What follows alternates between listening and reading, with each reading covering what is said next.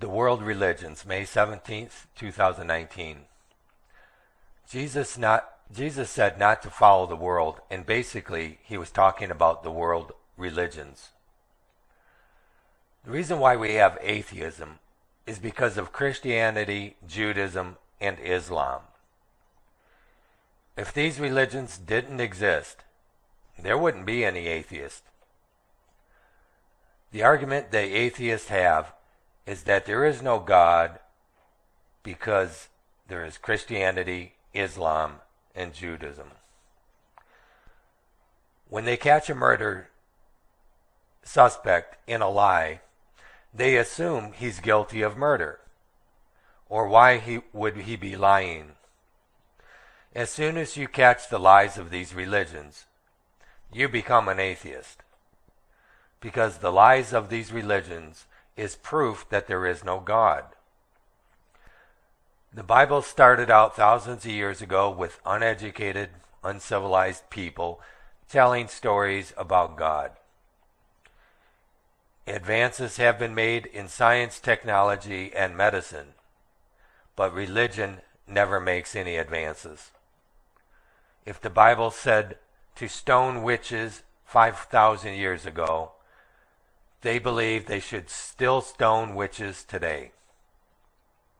Over 5,000 years ago, a father told his son that a God created the universe. The son asked, "How did he do that?" Well, the father says, he didn't do it all in one day. One day he did this, and one day he did that, another day he did this, and then he rested on the seventh day. Then the logic of religion says God created the earth in 7 days. Then a man asked the preacher, how could God have created the earth in 7 days? The preacher says, well, a day is as 1,000 years with God. The next thing you know, the church is teaching that the earth was created in 7,000 years with the mathematical formula that each day equals 1,000 years. Well, that saying of a day equals 1,000 years, the guy should have said, back then 1,000 years was a long time. So nobody lived more than 1,000 years. So he could have just as well said a day is as 1,000,000 years with God, or 1,000,000,000 years with God, because God is timeless. So it's just a matter of a figure of speech. It isn't an actual mathematical formula.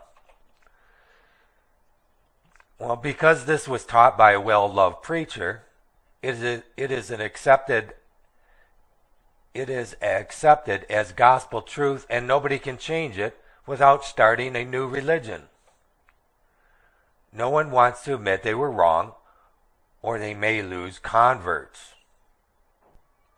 So they have to find ways to explain how the earth is only 7,000 years old, and they use atheist logic to do it, because atheist logic is the best logic. The Shroud of Turin is the best evidence atheists have that there is no God, because the Catholic Church says this is Jesus' shroud when it's only 1,400 years old, and Jesus died 2,000 years ago. So they got caught in a lie, and that's proof that there's no God.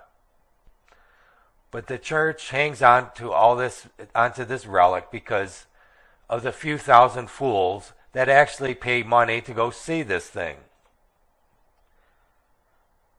It's a money-making prop, just like the crown of thorns that is at Notre Dame. Everybody knows that it's not Jesus' crown of thorns, but it brings in money to the church, and it is proof that there is no God to all the atheists.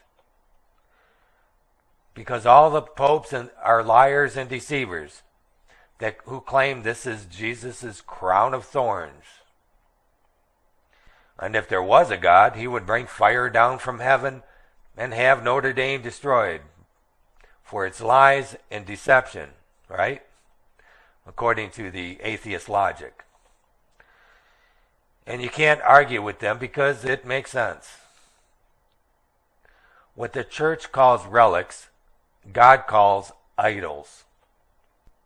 The atheists don't see that, and the church is not smart enough to know that these idols create atheists. Most of the atheists I talk to are actually former Christians. They realized they were taken in by the church and forced to work as volunteers for free, while the people who ran the church drove fancy cars and boasted how Jesus blessed them. And this is why I hated Alcoholics Anonymous. It is run by the slave labor of volunteers who send in all the donation money to headquarters, where these funds go to get courts to force people to go to Alcoholics Anonymous and create this giant business out of it. And there's no free speech in Alcoholics Anonymous. You can't go there to a meeting and advise the people to sue the bar that served them too much alcohol. You can't go to an AA meeting and expose the criminals that run the bars and the casinos and get people drunk purposely with free drinks so that they can swindle their money from them. In the bars, the waitresses and bartenders get you drunk so they can shortchange you, and you can't call the police when you catch them shortchanging you. They think it's legal to rob drunk people. So you give the waitress a 20 and she gives you change for a 10, but because you had a few drinks, you can't do anything about it. And most people, because they had a few drinks, don't even count their change. Because the bar people are so friendly to them, it's hard to believe that they are actually being robbed by them after they have a few drinks. But I started waking people up when I told them to count the change. Count how much money you had when you went to the bar and how much money you have when you come home. You're buying beers that cost $2 each and you spend $140 and you only leave $1 tip for each beer. They are robbing you. Because the most you could have spent at $2 a beer and $1 tip is $30 if you drank 10 beers. And if they served you 10 beers, they should lose their license to sell booze.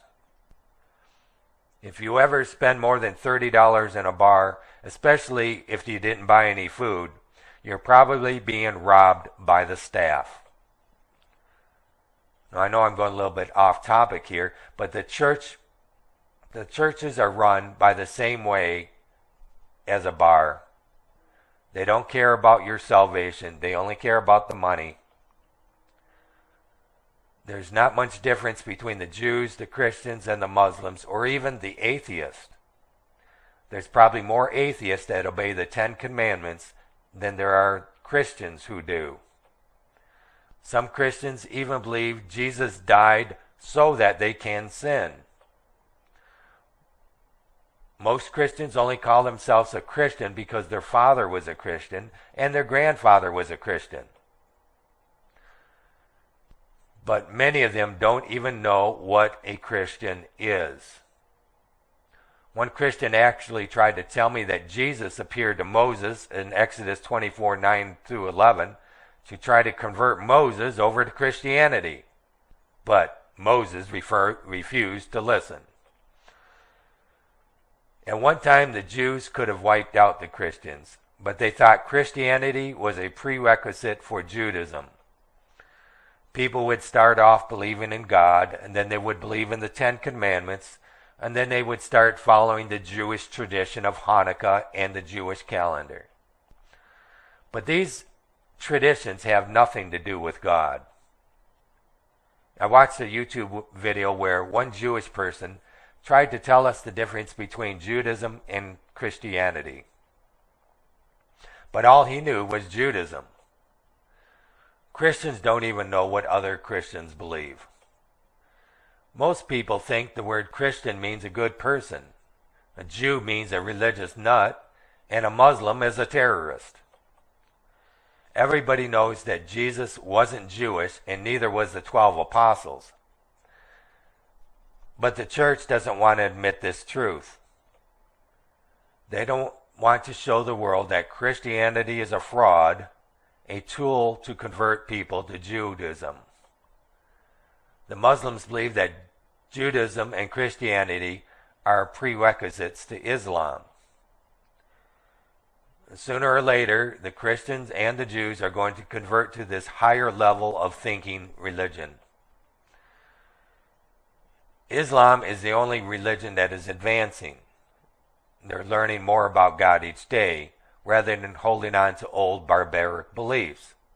Now you got to realize, first there was the Old Testament, then there was a New Testament, then they closed the Bible canon, and so Islam started with a new Quran because the Jews and the Muslims, or the Jews and the Christians rejected this prophet of God, this new prophet or this new scripture.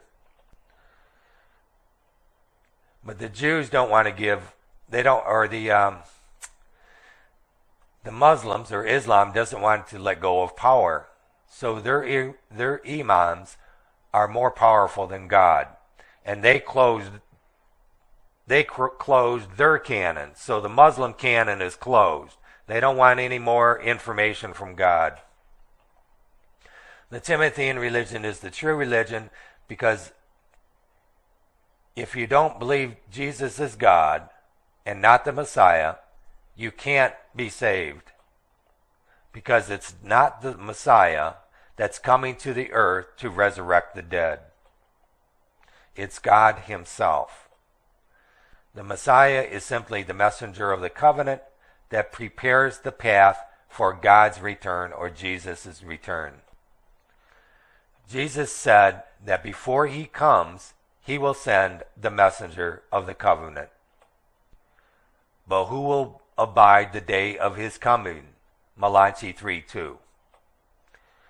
Jesus said, "You will not see me until you say, 'Blessed is the messenger of the covenant.'" Matthew 23:39. As far as the people who think Jesus is going to come to prepare his own path, I don't think there's a mental hospital equipped to handle your delusions.